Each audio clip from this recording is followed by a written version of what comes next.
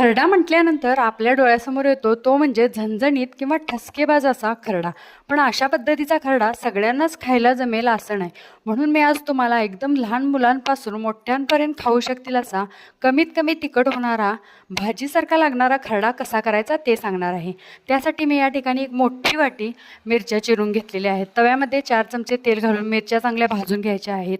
नंतर त्यामध्ये पाववाटीपेक्षा कमी शेंगदाणे घालायचे आहेत. पाववाटीपेक्षा कमी टोमॅटो घालायचा आहे, तो चांगला परतून घ्यायचा आहे. थोडेसे ओल्या खोबऱ्याचे काप घालायचे आहेत. 1 चमचा जिरे घालायचे आहेत आणि चवीप्रमाणे मीठ घालून सगळं चांगलं भाजून घ्यायचं आहे आणि वरून कोथिंबीर घालून खरडा चांगला वाटून घ्यायचा आहे.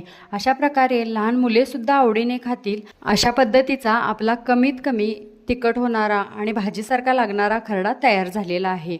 तुम्ही सुद्धा नक्की करून बघा. रेसिपी कशी वाटली कमेंट करून सांगा. आवडल्यास लाईक करा आणि चॅनलला नक्की सबस्क्राईब करा.